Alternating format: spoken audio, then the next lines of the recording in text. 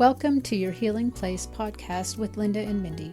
It is our desire to address common concerns of how abortion and faith intersect in order to validate the emotional pain and grief that abortion can bring and give hope that recovery is possible.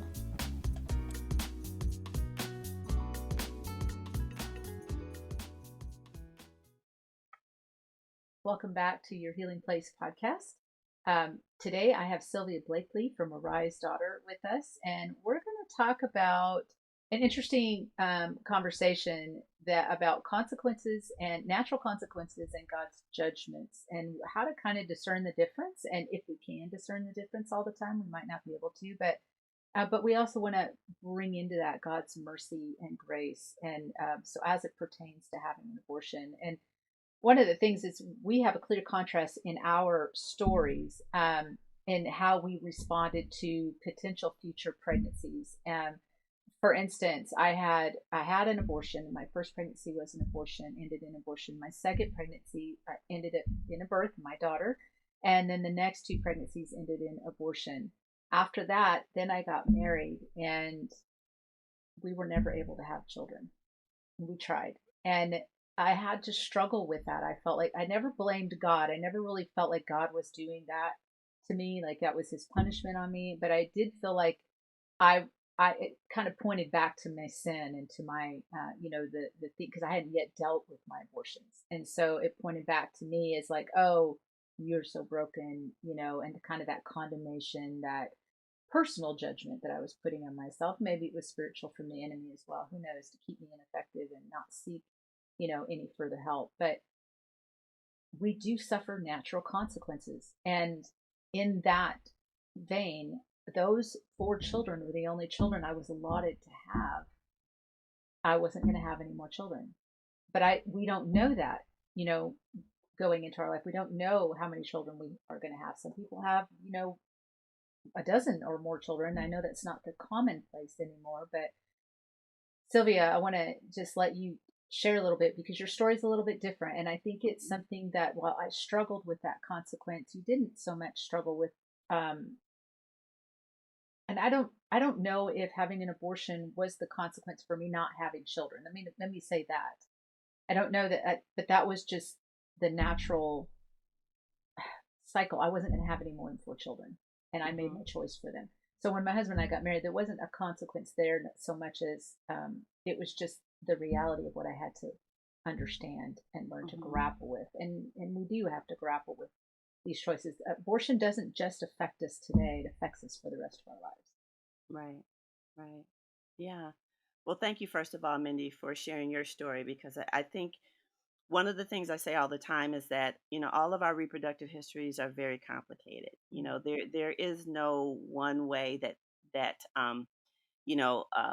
we've traveled this road. You obviously have gone down a different road than I did, but we both chose abortion, and the consequences from it, no matter how you walk the road, is that you will always grieve those 3.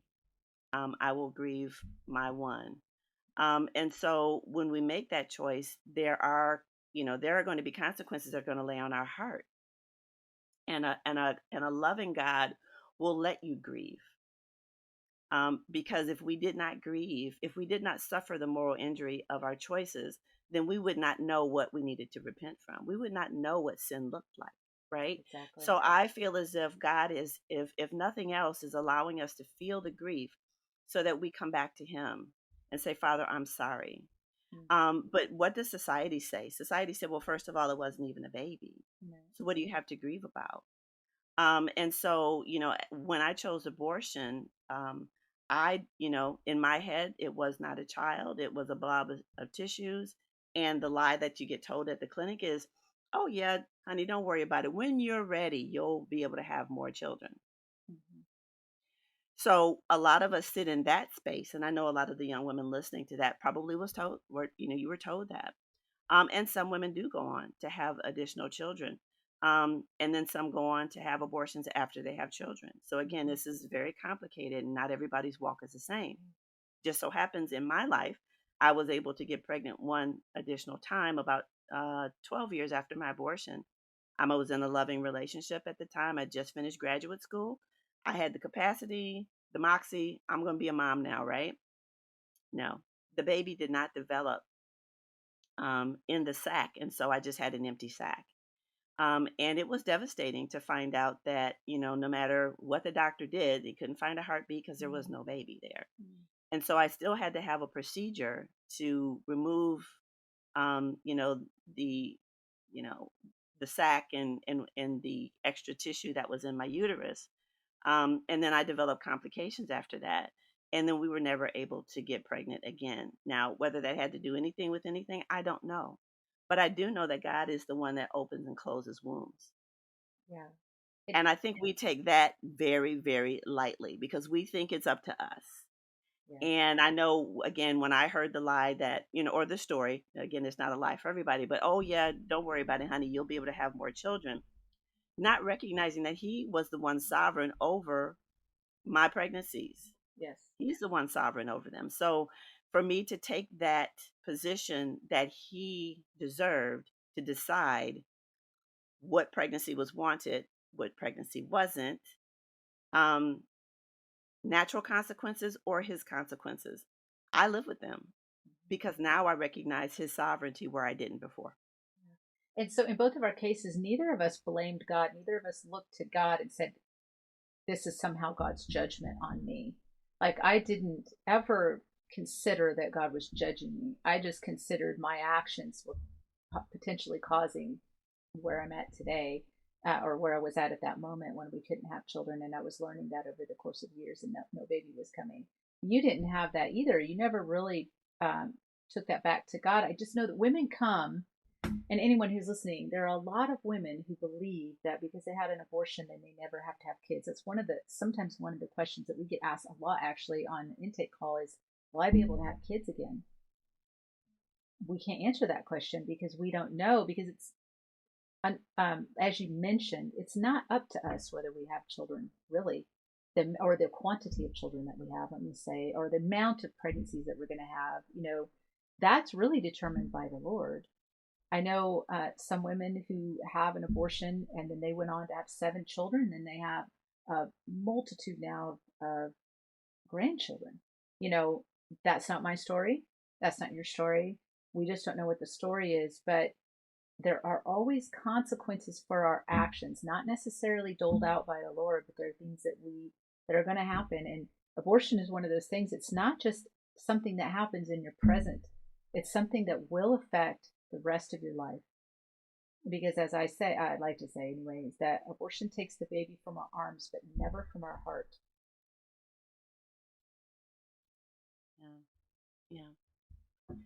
I just think, in addition to what you said, which I think was really beautiful, is that God's ways are not our ways. And I think the sooner we can get that in our hearts and understand it in our minds and believe that in our spirit, then we will understand what a gift children are from the Lord. When I was pregnant and had the abortion, I was not married. When I got pregnant the second time, I was in a loving relationship, married. It what happened between those two had everything to do with my choice. Um, but with the first, I would say not the first, with the abortion, but the second was, that was what God decided. Mm-hmm. That was what God decided, and so I have to understand that, whatever He decides is where I need to land. Like, whenever we take those life and death decisions, um, as our own, that's where we get into trouble. Whether he decides whether your child may be born with a birth challenge, or whether he decides whether you wait 7 years between children, or whether he decides where you might have 4 or 5 miscarriages before you have a live child. Those are all his decisions for us, and we can cry out about them, and we can fast and lay on the ground as David did. But then sometimes God makes a choice, right? And that decision is something we have to learn to pray into and then accept. So how do But we he didn't. reconcile that with how do we reconcile that in our mind, especially for the listener who is struggling with, they're in the middle of the emotional aftermath, right? That abortion brings, right? And that Mhm. can cloud our judgment and cloud our thinking and cloud our perspective. Um, really, like with the thick, huge clouds, we just cannot see clearly. Mhm. So, speaking into that, the heart of that woman, how do we reconcile that God is still loving in all of Mm. that and still wants to show mercy to us? Yeah. Well, I think what we need to recognize, first of all, is that God loved us by giving us that child. Mm. And that's a place where it takes a minute to get to. Because Mhm. again, when you are in crisis, sometimes with a pregnancy, you feel everything but loved at that moment. You feel like the child may be a burden, or you feel like it may be a wedge between you and in your spouse or your boyfriend or whatever. You feel like it's going to be financially not feasible. You feel all of these things, but your feelings aren't really what's happening, Right. right? That child is more than a feeling. The Yes. child is an actuality, and it was a miracle and a gift of God. And when we come into that understanding, first of all, that's hard for women because then we understand what it is we've destroyed. But we also have to make sure that we get to that place, because otherwise we can allow the enemy to lie to us with the next pregnancy, which is how some That's right. women have That's right. multiple abortions, right? Yes. So I feel like that is a prime opportunity for us to acknowledge the miracle that is conception and the gift that is the child. And then from there, you can go on and say, well, Lord, I thank you for that. Mm. I don't know what you're going to do in my future because I've never known. Yeah. Yeah. If there's one thing I can tell you, every abortion minded woman has, and women who have had gone through with abortions, is a trust issue with God. Yes. That's an absolute. We don't trust our future with this baby. We don't trust God to figure it out for us. Right. And so, as we learn to trust and love Him more, Mindy, through relationship with Him, we will learn to trust whatever His next is for us. That Yes. next may be more children, that next may not be children. But it starts with acknowledging and then coming into this loving relationship with the Lord, Mhm. who only ever wanted our best and our good. And if that first child or that second child was for our best and our good, understanding and allowing ourselves to forgive ourselves, or accept his forgiveness for it, I will Mhm. say it the correct way. Um, but then going forward, Lord, what is it you have for me? And I will love whatever that is Mhm. because I love you. God's mercy for us is abounding. And if we really were getting what we deserved, we would get the punishment Jesus took on the cross. At the end of Hmm. the day, we always have to go back to the gospel for our truth and our understanding. We do not get God's forgiveness and mercy because we deserve it. And that is where I think we get hung up, because abortion, when it sinks in, when we've come past the veil of deceit and the veil of fear, and that truth and the reality of what we've done truly sinks in, we almost want to shun, or we want to turn from God. Oh my gosh, how can someone so holy love me? Right? And I think as Peter says, or is it Peter who says, depart from me, I'm unclean.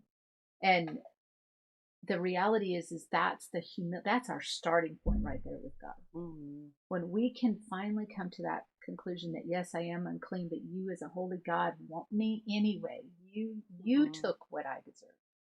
You have no sin in me. And I think that is where, when we can get to that place of acceptance, as we were talking about, that's where freedom begins.